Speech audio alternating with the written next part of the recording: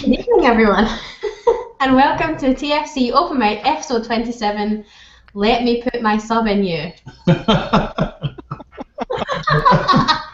I'll pass You that didn't to even you. say it. No, it'd be a cliche. Let me put my sub in you. No. Okay. Let me put the sub in. Okay. Like, you have to sound a bit like creepy. Okay. Sorry, guys. Well, listen. Tonight, I have managed to lure Lucy into the show.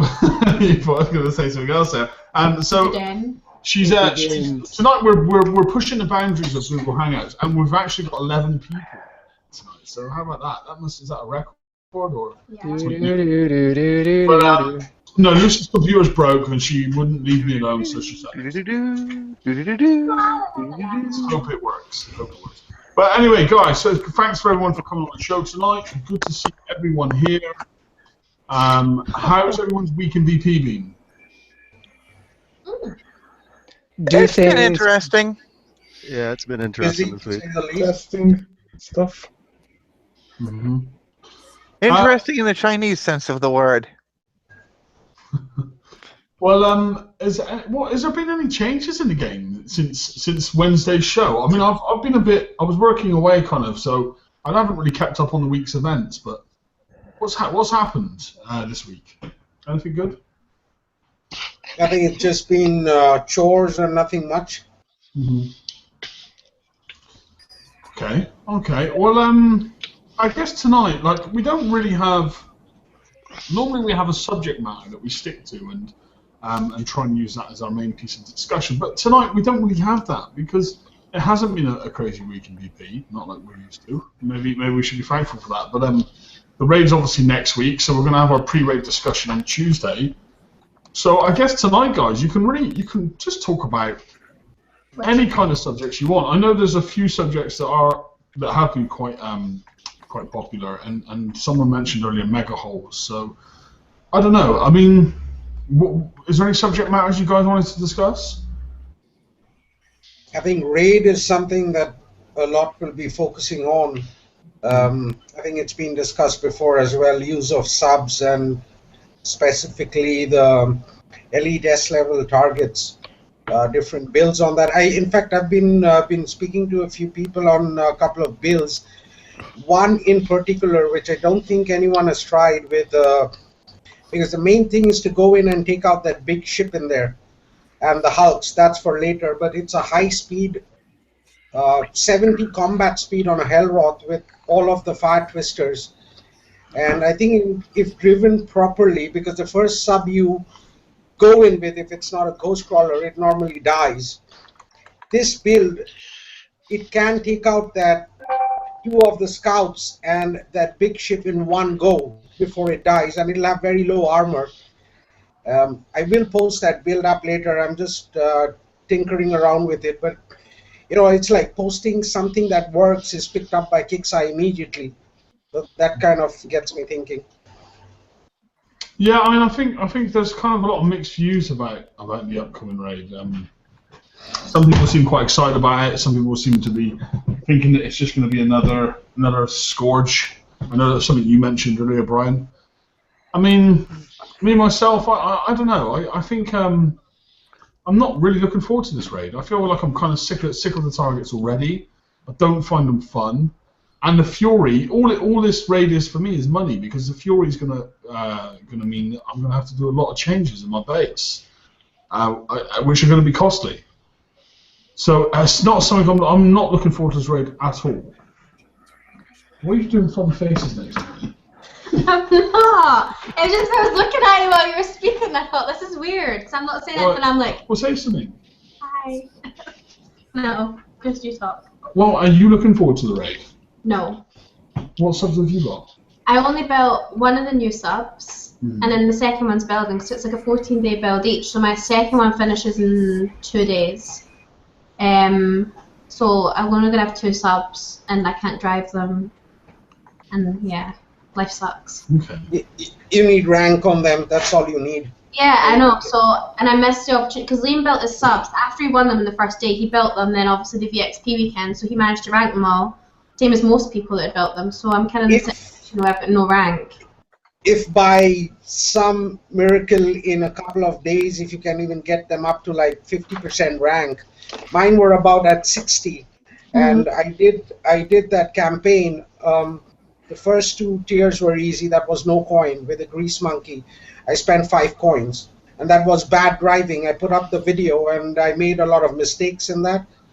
But if the S targets are even close to what they were, the last campaign target, which is set to be elite target, unless KicksEye tweaks it, I think people should do all right if they, are a little careful with their driving, using 1 sub at a time.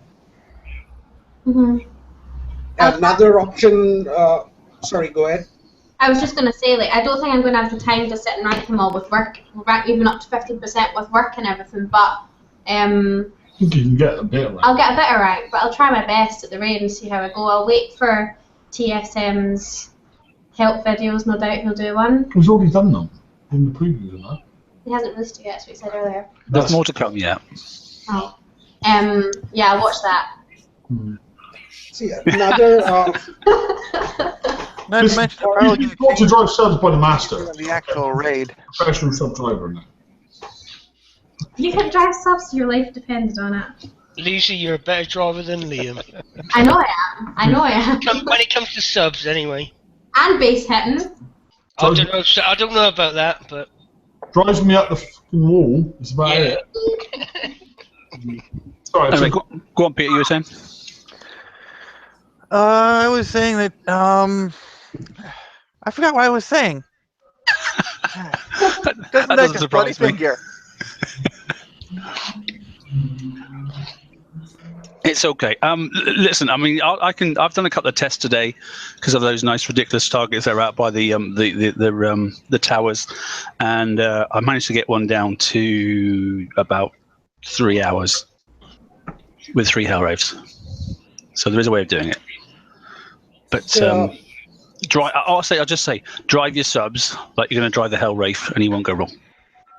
If you take your time, you've had it. How long did it take you to do the target? The target, 1 set of subs in about 4.5 minutes. You did the entire thing in 4.5 minutes? Mm-hmm. 3 hours a day. It takes me that long to find all the ships in there. Mm-hmm. Mark's a sub boss. No, he's not. He takes that sub. Huh. Mark takes the sub better than anyone takes sub. Just pick the right crew. That's the thing. I've got a video, but I'm not going to release it until the raid starts. I've said that already to some people because I don't want it the raid to be adjusted. That's why. Yeah, that's what worries me most. That it's doable, and if I'm going to do again another couple tomorrow as well. But if you treat that target like you're going to treat the new hull that you're about to get to win, then if you know what I mean, then you'll definitely you'll have a better time. Hiding from the Reavers is not the answer. Put it that way. No, it's not. Liz. It does make some sense. You're driving a Reaver hull, got to go fast, and something is going to die, and it might be you, but it's probably also going to be them. So guys, can anyone confirm to me a question of mine, which I think will really take that tactic that Mark's talking about? Does the battery work on the Reaver field? You know, the rings. If you're using that new battery, I'm not going to say it because I can't say it right. The Renaissance battery. The Renaissance battery, yeah. The Leo da Vinci battery. Both of them work in cryo and in the cab fields. Yes. They do. The cavitated It should. sets it off. Yes. Because that would really change the way you could use hell racing. If you know what I mean, Mark. Yeah, it does. But what I did is I tried it with the bat, and then because we had quite a few tokens this week, I took the bat off and I went for an extra speed upgrade, and I'm up to 70 now. 70 fleet speed now. You are such a hacker. No, I just know how to drive subs, mate, and build them. Target, there is said to be a blind spot in them on the bottom left. Does that actually work? Dunno. I have not tried that. Not tested. And to test that, either you go in, turn and test it, or you actually need something that's really fast that can, turn back to that spot, but it does have a blind spot. Well, It has to have a blind spot. That sounds like that old 86 error, and that'll get corrected real quickly. That's true. Really? They're working on it now. Now that they know about it. Yeah. We're working on it right now. By the time the show is over, you can't do that. Thanks, Agni. Really? Yeah, well. We appreciate the information, though. You did Would have been better on the pre-show, but I can show, in the after show, I can probably do a screen share maybe, but what I don't want to do is then put a video out and then that sort of stuff, and then all of a sudden the video's out and everybody looks at it and then it gets replicated on all the pages and then we're in trouble. So. Such a tease. I'm a little sad that mentality is even, done, is even viable. Having to hide things. I mean, you presumably paid a lot to get and or build the ghost crawler. That value should stay in the sense that if you find a good way to do the targets, you should be rewarded. Yeah, I'm still taking the base damage, so don't worry about that. I mean, that's unavoidable, and I get that. But the three damage factors: 1, the correct build; 2, the correct way of driving; and 3, the unavoidable damage. I've mitigated 1. I've mitigated 2 as best I can. I can't mitigate 3. It's cost me 3 refits, but I'm ready to start. Death taxes and plasma, I suppose. Yeah, as good as I can get. So that's the whole idea, isn't it? Mm-hmm. Yeah, I took a 1 sub into one of the hundreds. I just wanted to test it out. Like, I wasn't expecting anything great and wonderful. 20,000 armor, 95% explosive resist, 4x deflection armor. I built it as tanky as I could do. Pops up, the 4 psychedelic death morts land. I'm down to half. Really? And yeah, that was a little nuts. So there's the justification for the fleet coming in is you take them all in and you go and you kill the things that spawn the missiles quick as you can, and hooray! I was going to say, how many volleys did they get off? I count 4 shots. I was taking 4 shots because I hadn't killed any of the ships that spawned them. I think there's a really big one that spawns 2 and 2 not so big ones that spawn 1. But I wasn't looking at those. Yeah, the middle one spawns 3. The other ones spawn either 1 or 2. I'm not entirely sure, but I know the middle one spawns 3. Thank you.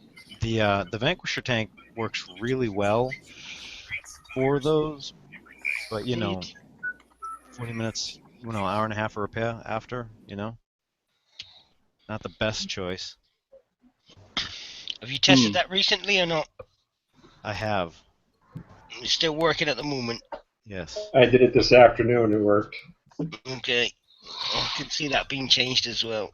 I've tried a few tactics I don't know. as well. So. I don't know that he's gonna, because I mean that was one of the big battles that Robot and I kept on having on the test servers. I was using the Vanquishers from the get-go every time for the surface fleets.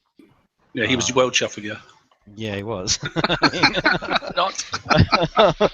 But there's only so much you can do before it starts bleeding off into ruining the target entirely. You know what I mean? Yeah. So they might be able to up the damage on that mortar, but then that also kills anything that surfaces. So you have to find the balance. I have to say though, I mean, let's rewind a little bit for the week then. So the sub TLC came out, and I was a little bit nervous for the lower level guys and that sort of stuff. So I got someone in my alliance to hit just with Cudas, and actually he not only managed to surpass the Cuda and surpass obviously the Spectre, but he also got to the Nighthawk, and I was quite relieved that actually with a set of 4 Cudas with only B-tops on it, he managed to get up to as far as the Nighthawk. I was quite surprised. That's a reasonable level prize for a base level sub. I thought that was quite a good return, to be honest. Yeah, I think they did really well with the TLC again. I mean, I wasn't entirely thrilled with 5.4, the 4th target on the 5th level, but it is, I think, going to be our A target. So it is doable. It's just not a nice target.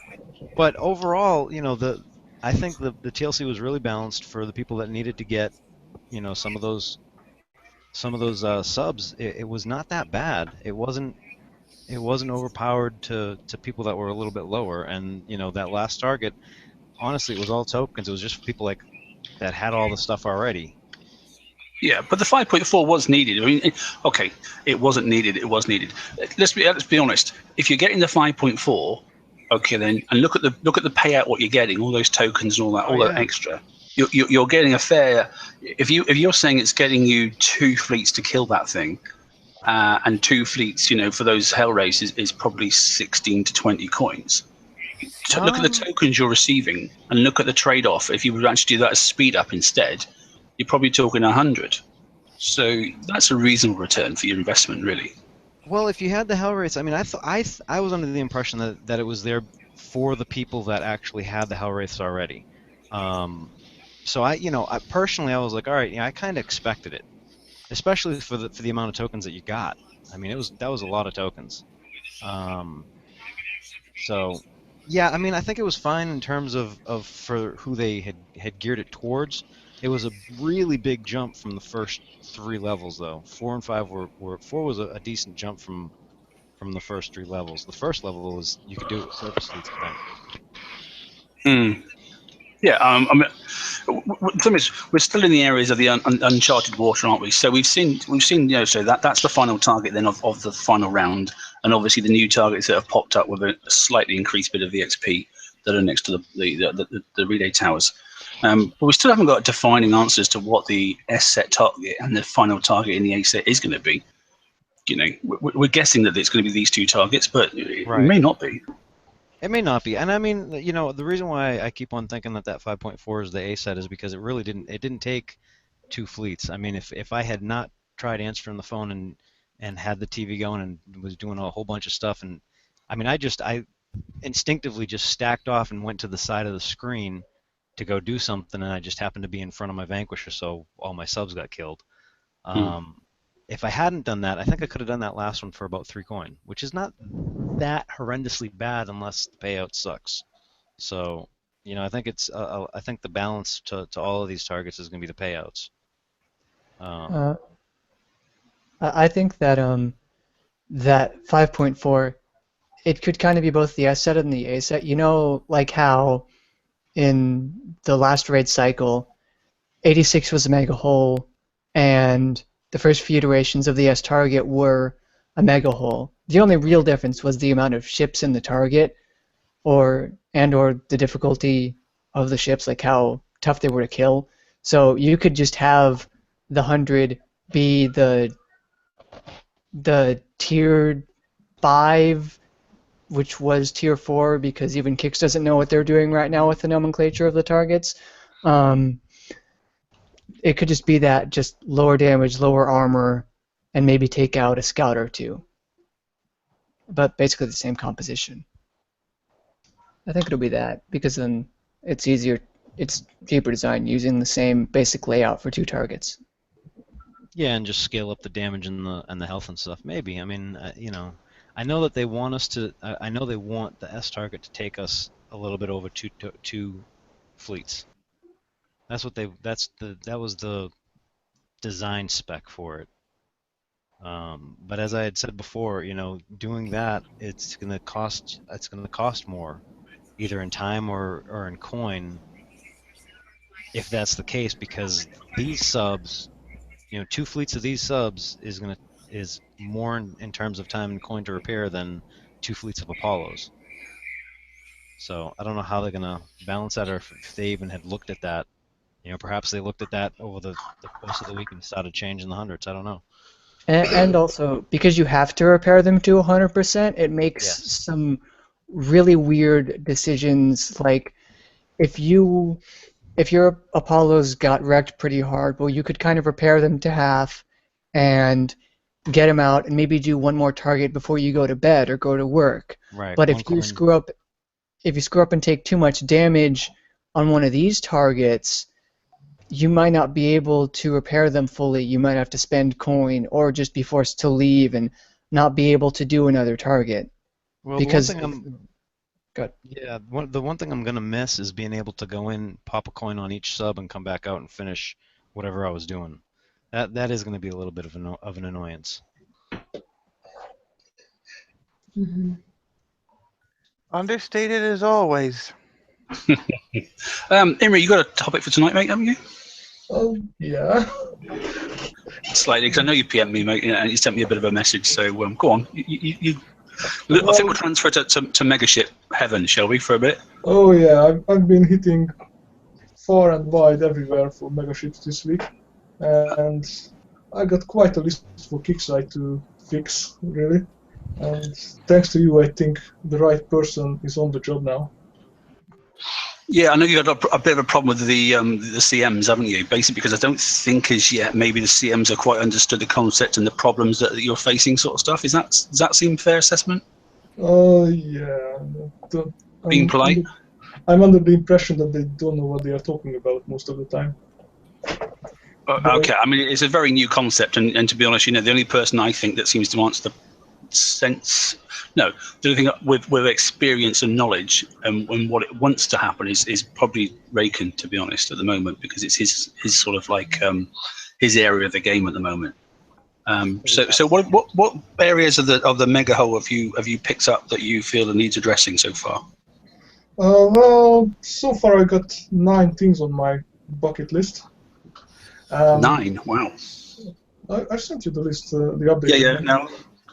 I thought you read it. So shall I just go through the list? Yeah, go with some of the key. Well, get the key thoughts, and if anybody else is in the chat that's obviously got a mega ship as well, then please tip up and agree, disagree, or come up with a resolution maybe. I've got several on mine too. Oh, right, cool. Oh yeah, I've seen you working the other day. You hit a mega ship that I was planning to go for. So, first problem was the locator, and I realized that first time when the mega ships used to be super slow. Now they are faster. The thing is that Kickside doesn't update the locations real time, so most of the time you are finding empty water in the place where they say that there's a mega ship for you to hit, which is kind of annoying. And the range of that locator is also very narrow, plus minus 1 based on your sector number. So within that 3-sector bracket, it's going to locate something or maybe not. So if you're saying there's a dead sector next to you, you're basically wasting half of the range. I haven't found that the locator's working at all. Every time I've ever clicked it, it sent me to just blank water. Welcome to the club. Now, that's just the beginning of our problems. If you have a brand new fresh mega hole and you just hit the water and you want to find something to kill, there are all kinds of level 145s out there, but there's a chance that you're going to run into one of them which has weapons everywhere. And I don't believe that it should be the same level as your one with just that one cannon. But Kickside needs to do something with the levels, because that's unfair. And I have no idea how they are actually calculating it. The only thing that I can imagine is that all those weapons are based on modules, and you can put normal weapons on the modules to kind of sort of protect your ass from close-by ships. And probably some people put something there, and that might be the key to increase the level. Without that, it's just level 145 or very close to it. So you were saying also then that the although we've been hinted that treat the mega hull itself a bit like a base, and unlike a base where you can go in, peek and go, not for me, thank you very much, that's well out of my league. Once you engage a mega hull, you're stuck and you're in it, whether you like it or not. Exactly. Somebody needs to die before you're gonna get out of there. The other thing that TSM just brought up is to treat the mega hull like a base. Tell all your guys in your alliances that if they join you in a mega hull battle, they lose their bubble. Oh yeah, that's also on my list. Oh, I'm sorry. No, is that you're right? Okay, so although you're engaging in a fleet v fleet I take it it's an FVF type battle. It's not. It's a PvP battle. Yes, but the lucky owner of the mega hole is not going to lose the bubble. Only your little helpers will. Oh, the helpers lose their bubbles. Oh, Correct. yes. That's not good, is it? Wow, really? That's interesting. And they also get no reward That's from the battle, and they lose the fleet. Oh, yeah, They can that's only not get- good. That's not a good mechanic at all. They can only get repair time, and they're gonna definitely lose their bubble. Ouch. That's not very impressive, is it? No, that kind of makes me want to get rid of mine again. Do you know I've actually just decided against building it. Have you? Yeah, I got all of the shards and whatnot, and then just said, you know what?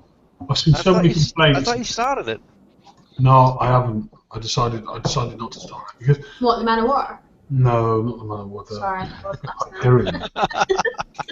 Well, the good thing about it is, if you don't want to use it, park it off somewhere in a corner, and it can die. You're not gonna lose anything from having it. Mm-hmm. Well, I mean, the thing is, there's so many complaints. There's so much wrong with it. There's so many people saying, "Oh, can you please add a scrap button?" It just makes you think, what's the point of even building it? No one, I can't see. I've even heard of a single person saying they have fun with it at the moment, and that's my concern. Am I investing 60 days or whatever it is into buildings? It's just going to cost me money. Yeah, I'm not sure. Ron, there's something wrong with your mic, mate. It sounds very like the birds in your room. And you keep unmuting yourself as well, but I don't know. You have to maybe look at your mic first. Have they not said that they're going to actually concentrate on the mega hulls going forward the next month or two as well, though? Well, I hope they do. I know. Of course, it's their new feature, so of course there's probably plans to bring in some new features for them. But from what I gather, I've yet to see them say that they're planning on tweaking the feature as it currently stands. I've only ever seen them talk about adding new stuff to it. So maybe in their mind they think it's correct as it is. So for me personally, I think it would be easier that if they're going to bring on some new features, maybe test some new holes, is to do a couple of separate preview servers for the mega holes. Yeah. And those people that get into those servers are linked to the fact they've already got a mega hole. And then those individuals that are using those mega holes already and have the issues can go in there with maybe Rakin and whoever's the lead in that area of the game, and then he'll get direct feedback from those players, and they can then see the improvements, enhance that stuff, and then select the rest of the community. I can't be biased in left or right of the fence. I can't sit left or right of anything because I've not built one, because so far all the propaganda I've seen has been negative, and I've seen nothing positive. Yeah, no, actually that's a good idea to do now, because there's not that many players that have it built, so it would be a small group of them that could actually go in, and GDR could actually concentrate on the feedback, real time. And there is a mega hole Facebook page, isn't there? So yeah, there is.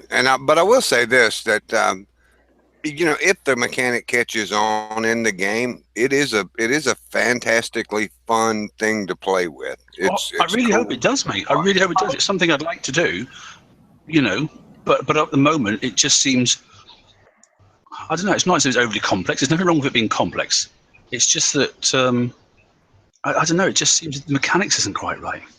See, I think that I think the problem that's ruining it right now is because there's a lot of players in the stage of just building one and not having it maybe fully equipped or fully built. They're putting out Hyperions that are kind of under-equipped and under-weaponized, and players that have them built are being able to come and roll them over, and obviously people that have mega holes, there's not that many people around with mega holes for them to hit, and they need the parts and the resources. So yeah, so they keep doing it to get the parts and whatnot. I just really think that they need to have this embraced by everybody. They need to get a small focus group that really do run with that aspect of the game, and are really starting to embrace it, and let them assist them and take this forward, because they're the community. It's being built for the community, and if we don't get that community engaged in that sort of stuff, it's an awful lot of development time invested in something that may not, get us to the end state. I'm a bit concerned about that. Well, I mean, the kind of fun that it can be. I hit one of the Gimps fleets. The guy that I hit his fleet wasn't on his mega hull, and you know how when you look at somebody's base getting hit, you want to snipe the fleets, you want to do something, and you can't. With the mega hull, if your guy in your alliance gets hit, you can take a baser over there, you can take something over there and jump in and wear that mega hull out and protect your guy. And it that's a fun part of the game that, you know, I didn't think about until it happened to me. Well, I just think that maybe for now, like for Kicksite, to maybe help this feature progress a little bit further, is maybe take out the fact that you need to go out. I don't know. I mean, I know the whole point is hitting one mega hole, hitting another mega hole, but maybe if that wasn't the only way you got the resources, then maybe the feature would catch on a little bit better, because I think players are just feeling a bit fed up with that. Am I correct in saying that, or? Well, the research on everything in the mega hull is extremely long, and I mean it's meant to be a long-term investment, I suppose. But it's tedious. It's as tedious as building your base. I know, but a long-term investment, or let's build it, and by the time I'm a granddad, I'll have the whole complete. I mean, it's I mean, I think the initial cost and time is a big turnoff for a lot of people, even though a lot of the time cost in terms of building the gantry and such isn't directly affecting the other things that you're doing at the time. Like, you can still be building the gantry up here and have other things building in your base. I think a bit more of it is just getting the fragments and such by themselves. You have to hit so many targets. You have to get sector threat and orange, which again, after doing not even close. And if you want to jump, you got to go and jump, and you have to do all these other things. And people have lives that they have to do, work and stuff. So they might not have the time and just have to make a conscious choice about what to give up to do everything, to do what they want in the time that they have. And they might just think that mega holes aren't worth the amount of seat time invested.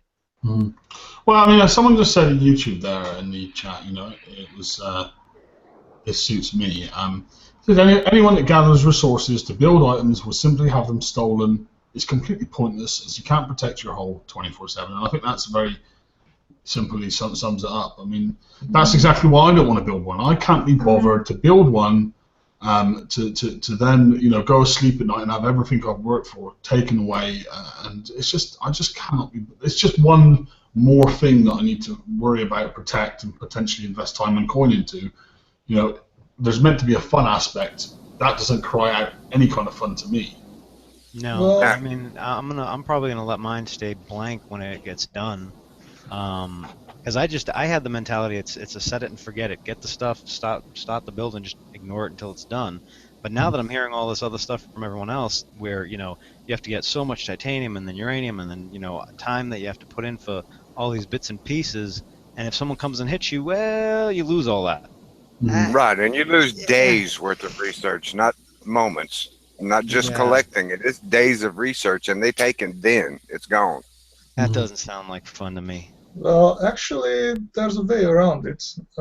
I am personally tried to do it the farm way and just hit the 91s and do the research and hope for the best. I got fed up with it very soon because I've been hitting these 91s for months and months, and I'm just sick of it, just even looking at them.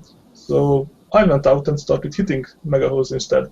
And the fact of the matter is that you can't steal more than one of each resource. Okay, good. You can't lose more than one either, and that applies even if you got 30 of them, I think. I just lost a battle last night. That was a funny one. I've got more than 25 of the advanced systems. I hit that many, and everyone's researching those.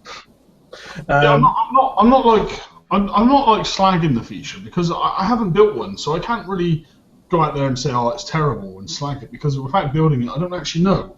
But looking at all the negativity surrounding it and looking at the opinions of others, I'm just not sure it's something that I want to even get involved in.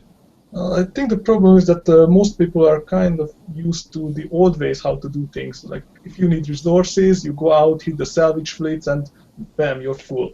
But with this, you can't just farm advanced systems out of 91s, you have to research them.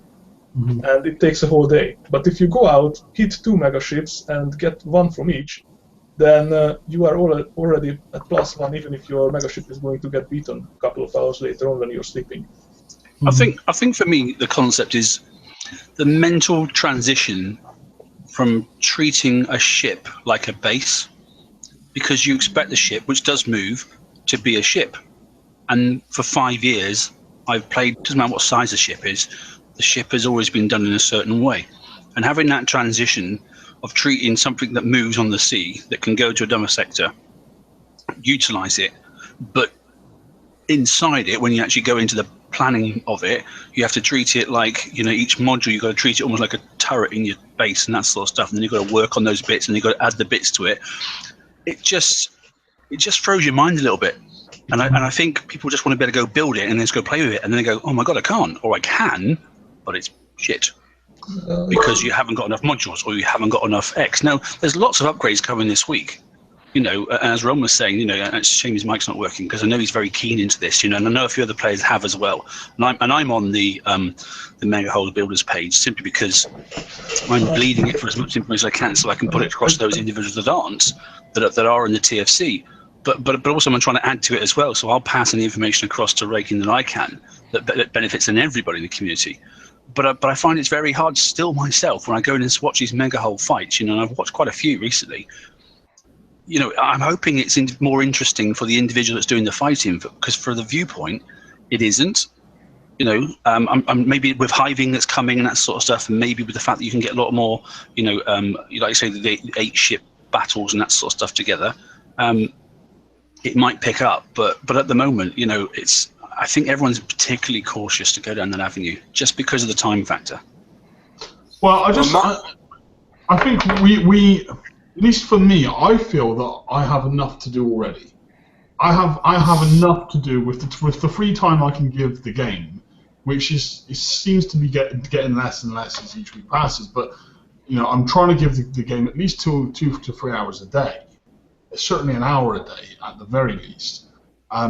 Now, to do my alliance points, my FMs, get uranium. Okay, I need to collect uranium today. Okay, I need to top that up. Okay, I better go and get base parts. Okay, I need to do foundry stuff, and by the time you add it all up, I don't even have enough time to do everything I need to do in this game, let alone thinking, oh, hang on a minute, shall I now invest into a new feature that's going to need even more time, and it's just too much. I can agree with that. And Mark, one thing I did, back to the losing the bubble, there also is no pop-up for the player like there is on a base that says that you're about to lose it. If that's one thing. Sorry, yeah, Imri said that as well. Actually, one of the Imri has sent me a Word document. I'm going to send into Riken as well with a lot of issues that he just answered, like I did last time. I sent him in 10 questions, and he came back with the answers. And we'll probably bring that back in Tuesday's show once I've had a chance to come back to it, sort of stuff. But yeah, he also said a bit like when you go in the base planner. Obviously, when you go and looking, you're playing with your Mega Hull and that sort of stuff. You can't actually. There's no notification that someone's either hitting your Mega Hull or hitting your base and that sort of stuff. It's just a case of you come back out of doing what you're doing, and then all of a sudden something's happened, and that something happened is actually you've been hit in either aspects. Right. Can you guys hear me now? Hey, hi, Ron. How you doing, guys?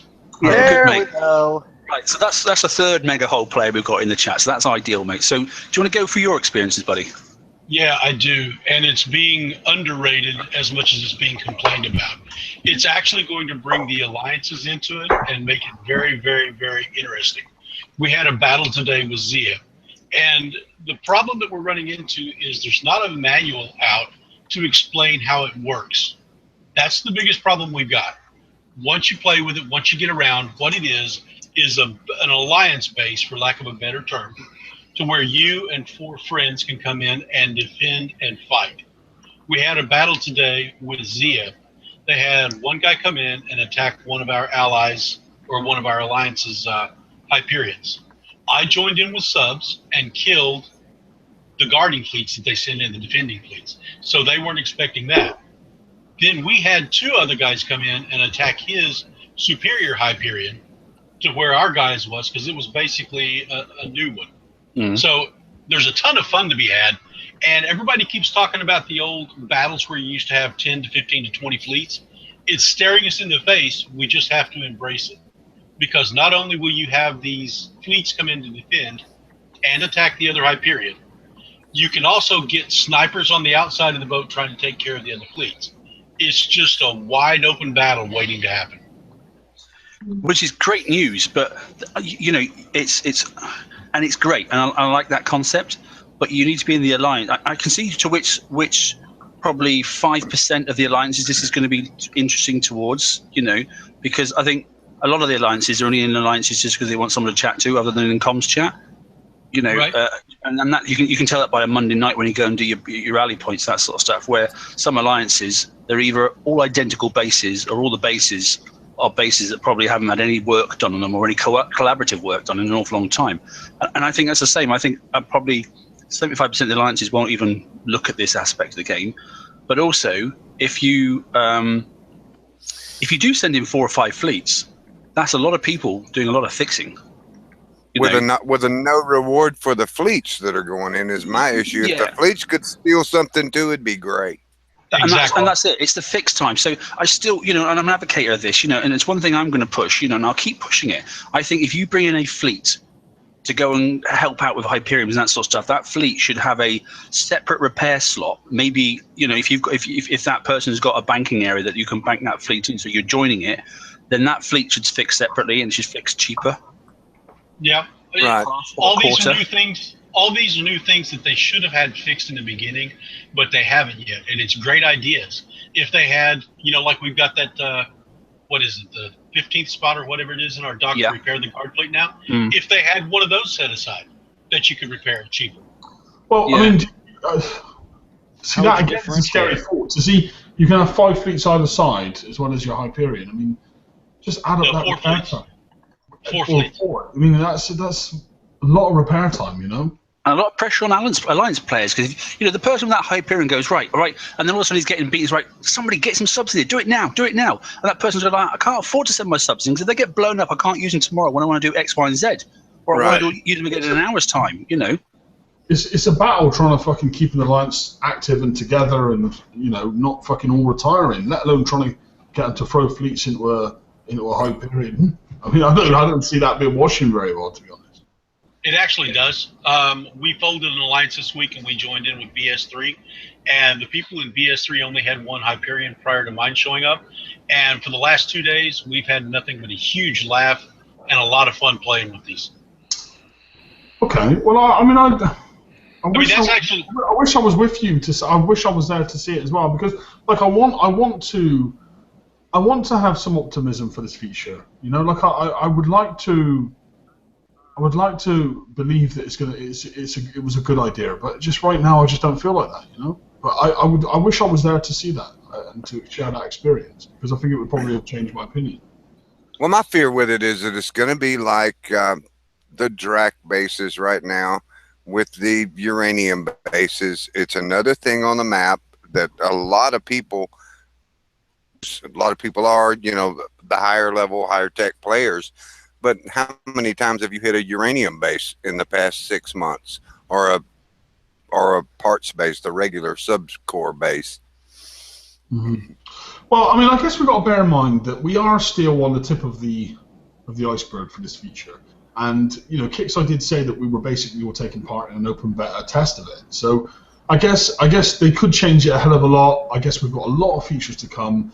And let's also think the Hyperion is the first mega hull. There's going to be a lot more, probably not just Forsaken, not just you know, we may say Reaver, Scourge, Draconian. You know, we're going to see different types. So I guess there's a lot of room for this feature to be expanded on if it's a success. I'll try to stay open-minded about it and see what they do, but I'm still not going to build it until I see some changes. What I can do, and I don't know exactly when it will take place, I can stream some of those battles, Liam, and I can get in touch with you and let you watch them through the streaming. That would be cool, man. Stream or even just make a video. That would be really cool, and I'll put it on TFC. I'll pin it.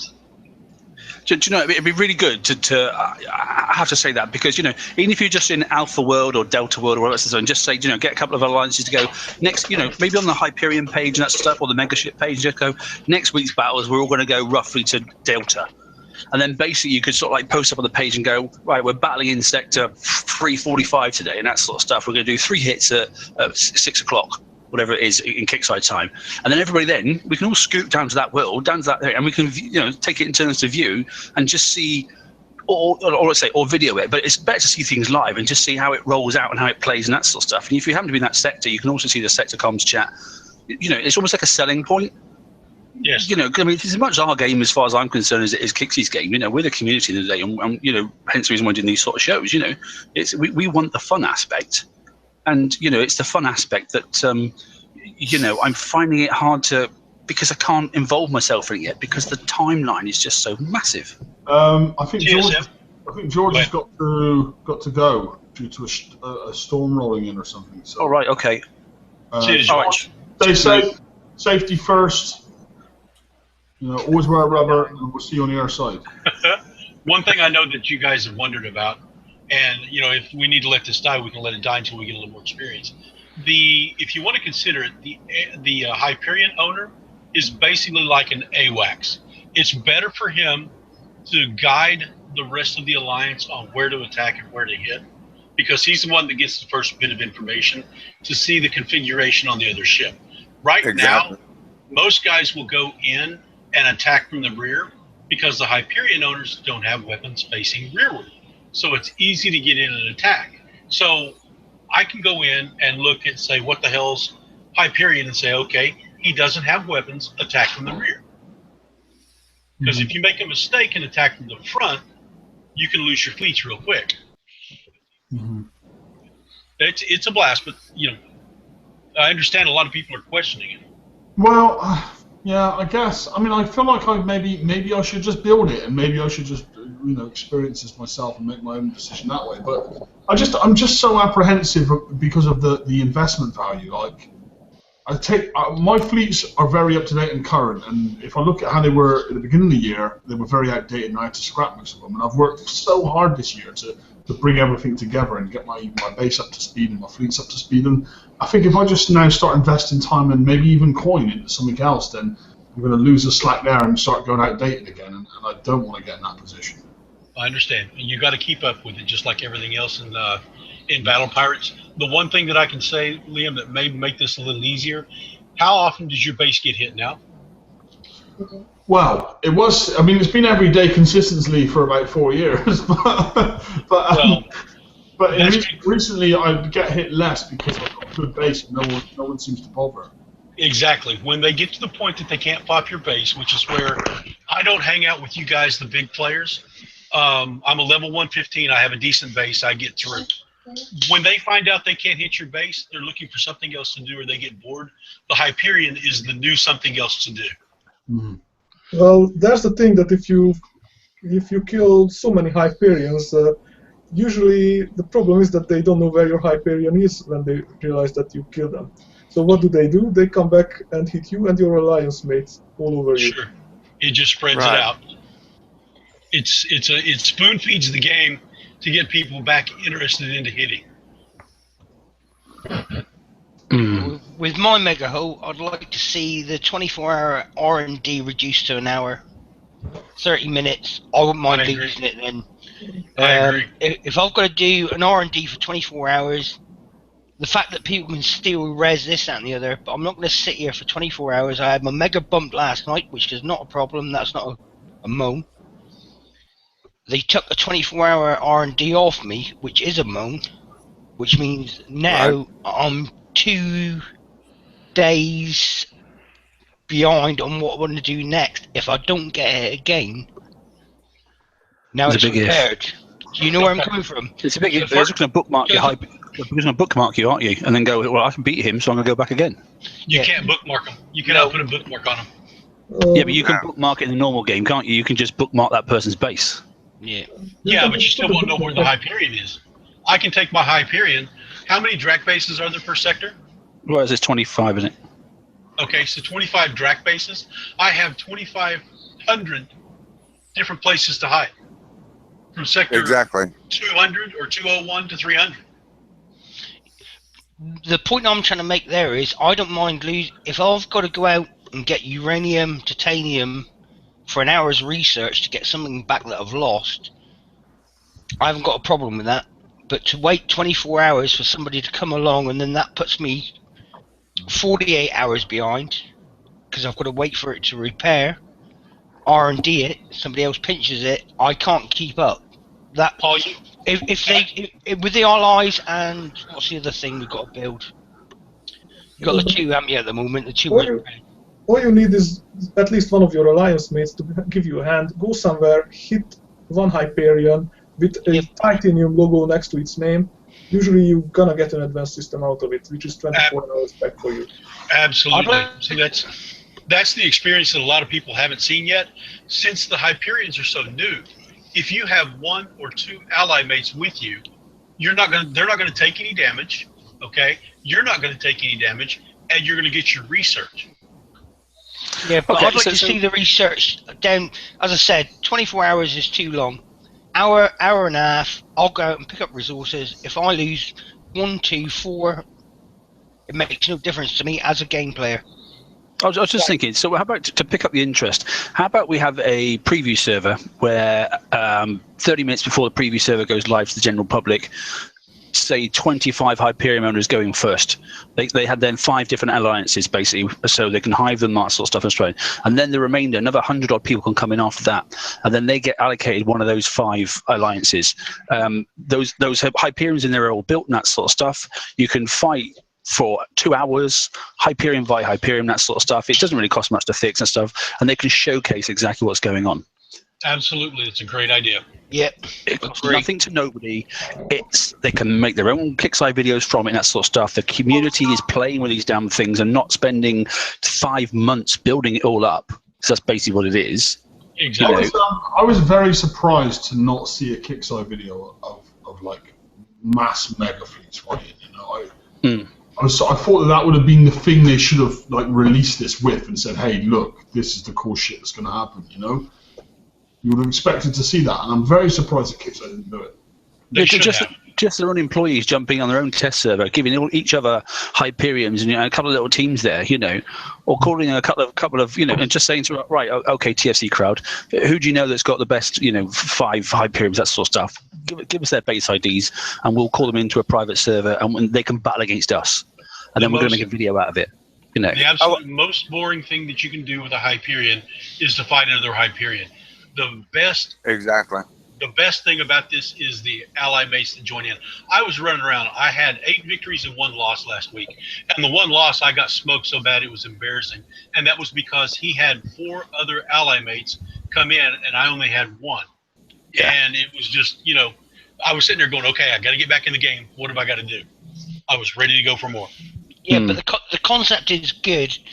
But it's like I'm saying, the fact that I've got to wait 3 days to build a module, I've got to wait this.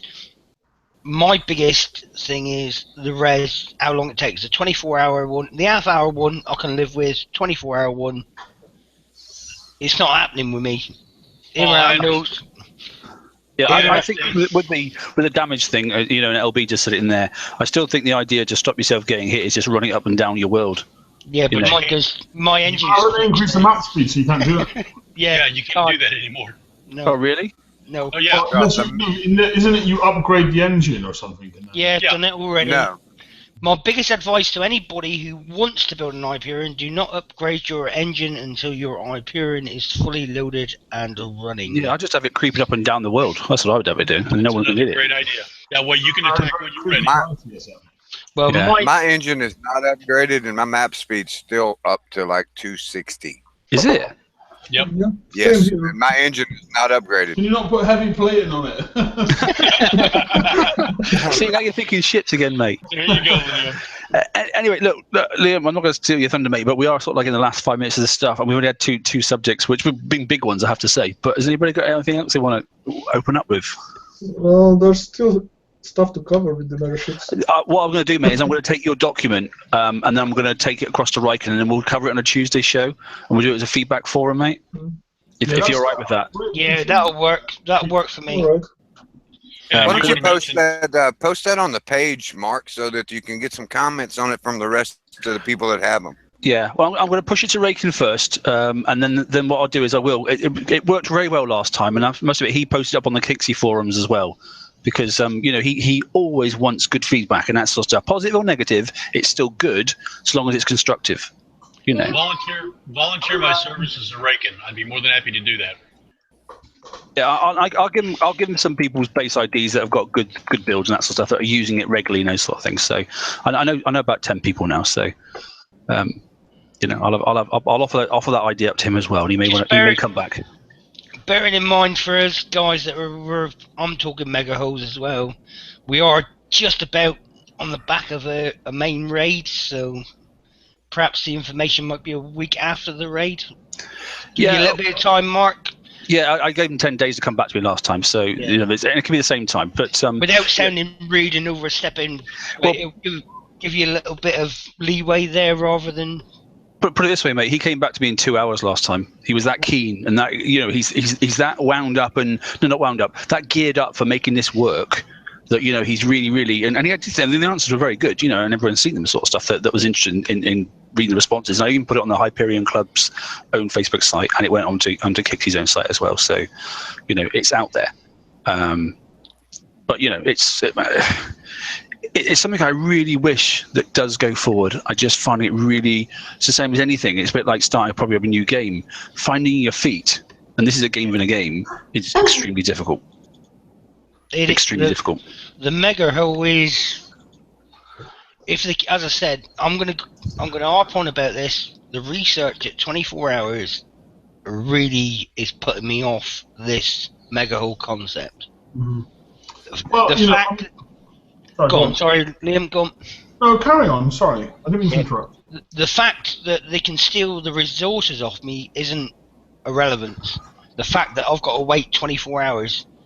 As a game player, half an hour, research, I can keep the boat moving, keep it away from something, I've got the opportunity to build it. At the moment, 24 hours for something that somebody can just take off me just like that ain't happening for me. And I'm on my 4th module, by the way. I'm in Mega Hull at the moment, so I have put a bit of work into it already. Yeah, I mean, I feel for Rakin because, Rakin is, as we know, he's a good guy. He cares about the game, he cares about the community, and he goes out of his way to help us and give information. But I just on this one, I just feel that there's some stuff wrong, and I hope it progresses. Well, we put through a few ideas out there, and I'll put some of those in the PM I'm going to send him and that sort of stuff. And I do think a test server that's specifically designed to go towards megaship owners and megaship play and battles and that sort of stuff. I think that will help energize a few people if it's done correctly. How long does it take definitely. to repair Rum? We are locked on to Rum's Hyperion. I'm just asking how long it takes to fully repair. 24 hours. On a rule of thumb. Well, you've got to fix the bridge first, haven't you? No, 24 hours. Yeah. But see, each one of those modules, you add specials and armors and whatnot, correct? Yeah. Yeah, you treat it like a base. Yeah. Yeah, and how much does one module take to build? One module. To build or to equip? To repair. To equip one module fully with all the weapons. Mm-hmm. How long did you say? It would be 3 days for the module to build. Oh. Right. And depending on what weapons you put on the module, if it's not upgraded and it's a base 1 module, will increase your time by what we get on a normal weapon. So if you put an abra on it, it's that hour. If you put a blade on it, it's that. So to do a full turret, no coin. It easily goes over a week. Yeah, you can be 7 days or better. So you're talking basically each module you treat it like a ship build. Yeah, exactly. So so the you want to build base them fully. Yeah. Right. Okay. All right. And so all right. So that's another way of looking at it. So not only do you have to treat it like a base, Show me a module. You also have to treat the module as if you were doing a ship build per module. Yeah. Click on exactly. And show us how you're It equipping hasn't clicked it. It's on a module just now, you Wally. No, to show us the weapon slots and stuff. Yeah, Well, he doesn't want to give too much information away. This is his own boat. Yeah, no kidding. Now, I'll be able to know how to take him out and get my resources. Yeah, so let's not say too much, but ultimately, that's quite a few modules already. So if you just, we've also got 1, 2, 3, 4, 5, 6, 7. That's a lot of weeks, isn't it? A lot of weeks. Yeah. I'm sitting here trying to talk to you guys, and I had myself muted. This is the module that I've got building, and obviously, since I can't show you the modules because I've got that building. Oh, right, okay. This is just a blank module. When I started off, it was 144 coins to put it on blank. This module and this module have switchblades with the anti-proliferation system on there. I haven't upgraded, so everything here is a level 1, but the rank of my Hyperion is 240. Okay, and I've learned a lot by playing with it. This is the problem that I had earlier. See, it still says 90, but it flies across the water. So it's actually updated, but the graphic hasn't updated. Well, I know Imri had that issue, and we can talk about it quickly because he obviously had an upgrade for an engine module, or the bridge, whatever you want to call it there, and then basically ends up having 2 of the same. And I've got 2 of the same showing in mine now. You and I were talking about this last week, Mark, and there's the 2 of the same. But now, how does that work? Because he coined the second one thinking he was going to get a new one, and it's not a new one. It was a mirror image of the first one. That's the same thing that happened to me, and they still haven't given the coins back because they don't understand. I'm still working on the video. Yeah, the CNs don't get it. You've just coined, you coined an engine core, basically, by the looks of it to me, and it's a mirror image of the engine core you've already just put on, that was already on there. Yeah, well, if you look at the original engine over here, where I go to it, go to more info, the speed says 90, right? Yeah. So I have the prototype engine module on there. Okay. When I go to place the module, it gives me a choice to look at 2. So it shows a prototype module there with a speed of 293, and the next one is exactly the same thing. Yeah, correct. I tried swapping mine back, and it won't let me. It won't let you. No, exactly. No. and that's one. And I know Imri, he has sent that in, and the ticket came back was laughable, to be honest. And it's one of the key points. He's even done a video on it, and it's one of the key points I'm going to send into Raking, because that clearly is a goof up, absolute crazy. Well, sure. It's not like the code is all mashed for these. I mean, if the code's going to be such an issue already at this stage, then what kind of future does that Well, in that last campaign, there was another engine module, wasn't there? There was a couple of more bits and bobs as well. So, guys, I didn't manage to do that, so I can't actually give an opinion on the campaign. Go on, Imri. So there's another thing about the engines. If you engage another Hyperion and it's just yourself, because your alliance mate is late, and you have to wait for him, the enemy ship is going to start turning its turrets towards you and start shooting. And what is it shooting at? Your engine first, no matter what. It never starts with anything else. And you guys need to know that once you lose your engine, even if you win the battle, you are stuck where you are on the map until your engine is fully fixed. It takes 4 hours. All right. That's what happened with me last night. I managed to get the guy beaten in the end, but my engine was blown, so I was stuck right there. There was smoke on top of my Hyperion, so I was like, maybe I got protection after all. So you could, what you're saying is you want really the engine bay, a bit like your OP, in the middle of your base, in the middle of your Hyperion, so you can have turrets all around it? No, Well, the thing about it is, you can't move it. And the other thing is, you can't select what you want to target. That's my biggest complaint with the Hyperion. It does it in a set order, doesn't it? It's a set order. I remember Rakin saying about that. It auto targets certain things first and then moves on to a second thing and then on to its final thing. Yeah, and I think they need to change that. I think you ought to have the ability to target a certain area of the boat yourself. Or just have one turret that can do it. Not necessarily all of the whole. You should be able to pick out which module you want, because if one of the modules is causing the biggest damage, you should be able to focus on that module to take it out first. Exactly. Yeah. Maybe not the bridge or that sort of stuff. I get that, but if you're fighting, at the end of the day, if you go in a fleet v fleet battle, if you go in a PvP battle, and you say, all right, there's that turret, I'm going to target that turret because that's one that's causing me the problem. You can't just let it auto hit. That's crazy. The other thing it's a smart idea with dumb weapons. Let's put it that way. Yeah, I agree with you. The concept of it is absolutely awesome, and I jumped on the bandwagon very early on. And I thought, this is going to be good, blah, blah, blah. And Right. this is where the disappointment's coming in. Come on then, Kixie. Let's kick up a preview server and that sort of stuff, and let's get some people in there playing, and let's hopefully we can excite the community a bit more, because Liam hasn't got any excitement for it. I've not got any excitement for it. You know, I'd like to have, but there's just too much at the moment. There really is. And you've said it. You said it all. Well, I guess I mean we're at that kind of stage of the show. I think.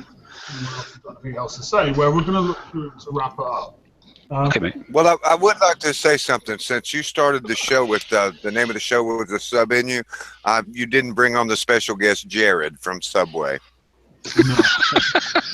Oh, come on. That's ridiculous. That was the best joke. It was so good. And it was so in the pre-show. I was waiting the whole time. What is it? Tell me. Jared from Subway? I'm not explaining that on air. An American thing. It is, and I'm not explaining it on air. Oh, is it rude? Yes. Right. Very. No, it wasn't rude. Well, okay. It's not suitable. It's not suitable for TFC on air. For our beautiful, lovely, 67 intelligent watchers. viewers. The innocent minds of our viewers shall not be tainted. I will say that other folks in the United States got it. I think Lucy is going to bring us out. Yes, I brought you in. I'm going to bring you out. Okay, so it's that time, guys, where we need to wrap it up. I just repeated what you said. Is everyone finished? Yeah. Yep. Okay, that's great. Well, thanks everyone for tuning in, and hi to Ren who's in the YouTube chat. Mark, stop giggling. I can hear you. Sorry. And thank you to all you lovely watchers as well. So please don't forget to like the video, subscribe on YouTube, and come on to the Facebook page as well, with any questions and everything. And that's it. You've got a bigger outro than I have. I know, it was a lot better. So tune in on Tuesday for the show, and I'll see you then. We'll see you then too. Yeah. Take care. Take care.